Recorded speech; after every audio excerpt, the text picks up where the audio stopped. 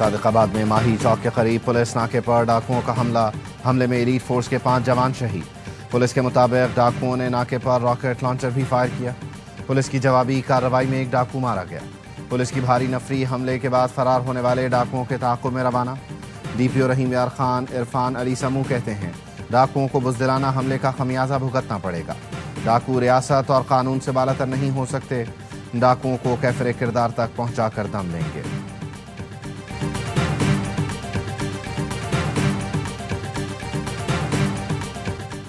ملتان میں ساہو چوک خانیوال روڈ پر سبزیوں سے بھرا ٹرک کار پر الٹ گیا۔ 3 افراد جاں بحق افراد میں 2 خواتین اور 1 مرد شامل۔ کار سوار ایک بچہ اور خاتون معجزانہ طور پر محفوظ رہے۔ ریسکیو حکام کے مطابق کار خانیوال روڈ پر مڑ رہی تھی۔ کار کے مڑتے ہی منی ٹرک بے قابو ہو کر اس پر الٹ گیا۔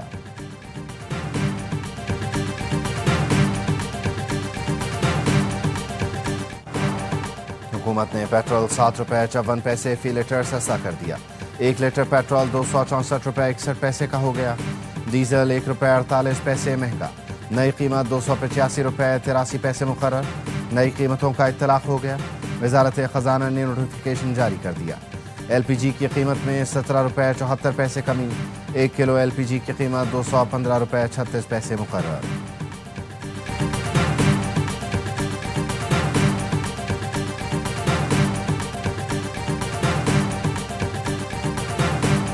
فتنہ ہندوستان اور فتنہ خوارج کے مکمل خاتمے پر کام جاری ہے۔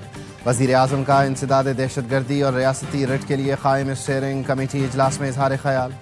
اجلاس میں فیلڈ مارشل سید عاصم منیر، مشیر قومی سلامتی لیفٹیننٹ جنرل عاصم ملک، وفاقی وزراء کی شرکت۔ وزیر اعظم نے کہا زمینی آپریشن، قانون سازی اور بامانی عوامی رابطے کا بھرپور استعمال کیا جا رہا ہے۔ دہشت گردی سے پاک اور پرامن مضبوط ریاستی ڈھانچہ عالمی سرمایہ کاروں کا اعتماد بحال کرتا ہے۔ معرکہ حق میں دنیا نے پاکستان کی فتح کو تسلیم کیا۔ قوم، افواد پاکستان متحد اور یکسو ہیں۔ کمیٹی کی دہشت گردی کے خلاف وفاقی اور صوبائی حکومتوں میں ہم آہنگی کو مؤثر بنانے کی ہدایت۔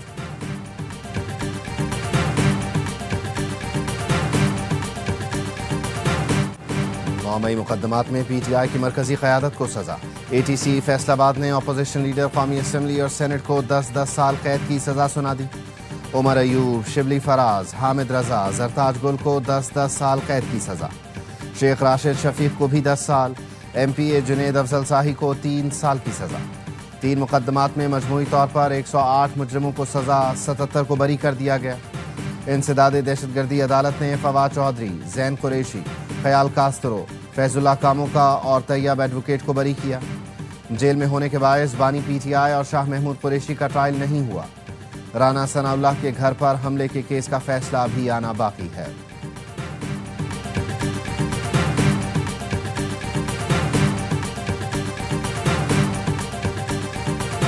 سارے کیسز سیاسی بنیادوں پہ بنے ہیں، سارے بیسل سے ہم ان کو ریجیکٹ کرتے ہیں۔ انشاءاللہ تعالیٰ ان کو ہائی کورٹ میں چیلنج کریں گے۔ وہ اب بھی وقت ہے، ہوش کے ناخن لے، اس سسٹم کو بچائے۔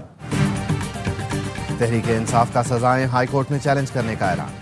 Chairman P T I barrister Gohar کہتے ہیں کچھ لوگ سسٹم کو لپیٹنے کی کوشش کر رہے ہیں۔ تحریک چلانی ہے یا ایوان میں جانا ہے، جلد اس کا فیصلہ کریں گے۔ الیکشن کمیشن ہمارے لوگوں کو نااہل کر رہا ہے، ہمیں صرف انصاف چاہیے۔ تحریک انصاف سسٹم پر یقین رکھتی ہے، آئندہ کا لائحہ عمل جلد بتائیں گے۔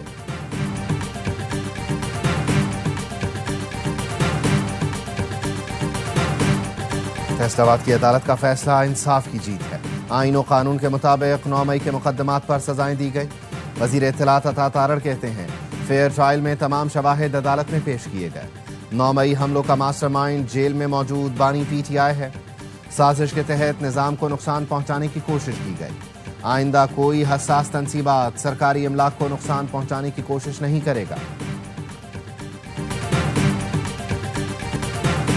نااہلی کا سلسلہ شروع ہو گیا۔ سب کے بیچ میں کھچر گوپا ہے۔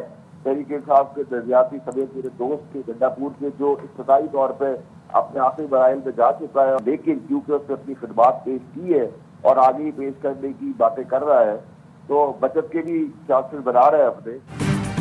پی ٹی آئی ارکان کی نااہلی کا سلسلہ شروع ہو گیا۔ علی امین گنڈا پور اپنے اختتامی مراحل میں آ چکا، خود کو بچانے کے لیے خدمات کی پیشکش کر رہا ہے۔ 5 अगस्त की कॉल के पीछे भी घिनौना मंसूबा है।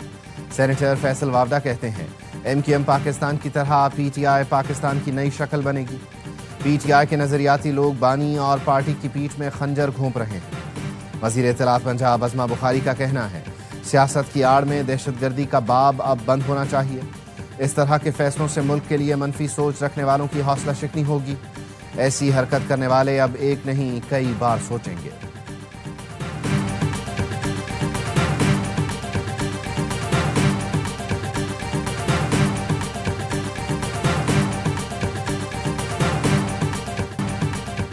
नौ मई अफवाजे पाकिस्तान नहीं पूरे पाकिस्तान का मुकदमा है।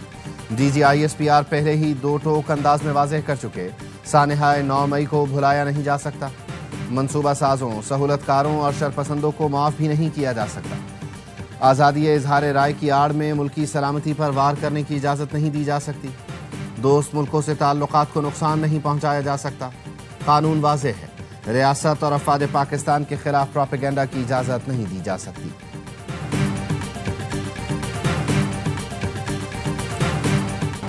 पाकिस्तान और अमेरिका के दरमियान तिजारती मुआहिदा तय पा गया। अमेरिकी सदर ट्रंप का ऐलान, कहा पाकिस्तान के साथ मिलकर तेल तलाश करेंगे। ऑयल कंपनी तलाश कर रहे हैं जो मिलकर मुआहिदे को आगे बढ़ाए। हो सकता है पाकिस्तान एक दिन भारत को तेल फरोख्त करे। वजारत खजाना का कहना है मुआहिदे से पाकिस्तानी मसनूआत पर टैरिफ में कमी आएगी। दो तरफा तिजारत, मंडियों तक रसाई, सरमायाकारी और बाहमी दिलचस्पी के शोबों में ताउन को फरोग मिलेगा।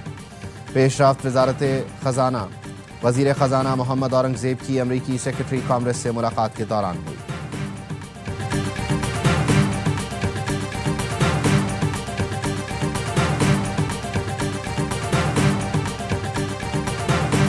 वजीर आजम शहबाज शरीफ का तिजारती मुआहिदे पर अमरीकी सदर डोनाल्ड ट्रंप से इजहार तशक्कुर। सोशल मीडिया पर अपने पैगाम में लिखा, गुज़श्ता रात वाशिंगटन में दोनों मुल्कों में तिजारती मुआहिदा कामयाबी से तय पाया। तारीखी तिजारती मुआहिदे को हतमी शक्ल देने में अमरीकी सदर ने कायदाना किरदार अदा किया। मुआहिदा दोनों ममालिक के दरमियान ताउन मजीद बढ़ाएगा। नायब वजीर आज़म इसहाक डार का भी पाक अमरीका तिजारती मुआहिदे का खैर मक़दम।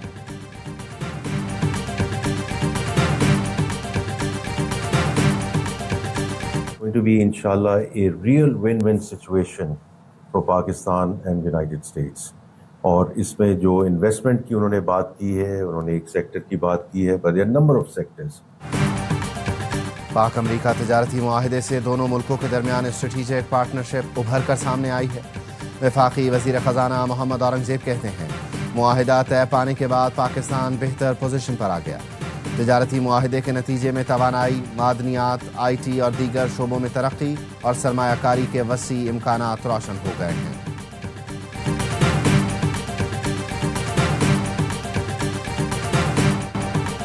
امریکہ کے ساتھ تجارتی معاہدے کے بعد غیر ملکی کمپنیوں پر 5% ڈیجیٹل ٹیکس ختم۔ FBI نے آن لائن کمپنیوں کے کاروبار اور خدمات کی آمدن پر عائد ٹیکس ختم کر دیا۔ اقدام پر IMF کو اعتماد میں لیا جائے گا۔ امریکہ سے تجارتی معاہدے کے بعد پاکستان سٹاک مارکیٹ میں زبردست تیزی۔ بینچ مارک 100 انڈیکس پھر 1,40,000 کی حد عبور کر گیا۔ دوران کاروبار 1803 پوائنٹس کا اضافہ دیکھا گیا۔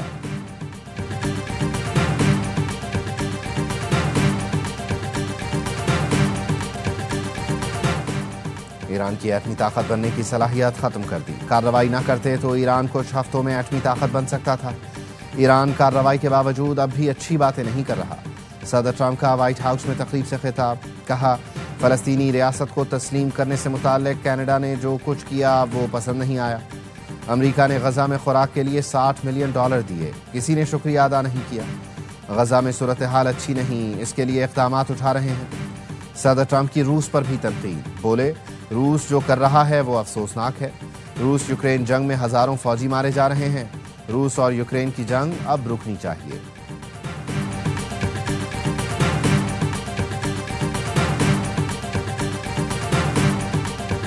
گلگت بلتستان میں سیلاب کی تباہ کاریاں، 37 علاقے آفت زدہ قرار۔ ضلع دیامر میں سب سے زیادہ تباہی، 12 مقامات پر ایمرجنسی نافذ۔ ترجمان GB حکومت کا کہنا ہے سیلاب میں 22 گاڑیاں بہہ گئیں، 10 افراد جاں بحق، 10 سے 15 سیاح اب بھی لاپتہ ہیں۔ سیلاب سے گلگت بلتستان میں 20 ارب روپے کا نقصان ہوا۔ بحالی کے لیے 44 کروڑ روپے کے منصوبوں پر کام جاری ہے۔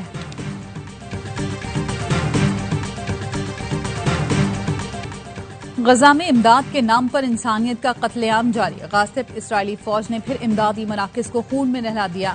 امداد کے منتظر 91 فلسطینی شہید، پناہ گزین کیمپوں پر صہیونی فورسز کے حملے جاری، 24 گھنٹے میں مزید 111 افراد شہید ہو گئے۔ خان یونس میں ایک اور نوجوان بھوک سے دم توڑ گیا، اب تک 156 افراد بھوک سے شہید ہو چکے ہیں۔ اسرائیلی ڈرون سے فائر ہونے والی گولی فلسطینی بچی کے سر میں پھنس گئی، ننھی بچی کے سر میں پھنسی گولی اسرائیلی درندگی کی داستان سنا رہی ہے۔ شمالی غزہ میں حماس سے جھڑپوں میں 5 اسرائیلی فوجی جہنم واصل، متعدد زخمی ہیں۔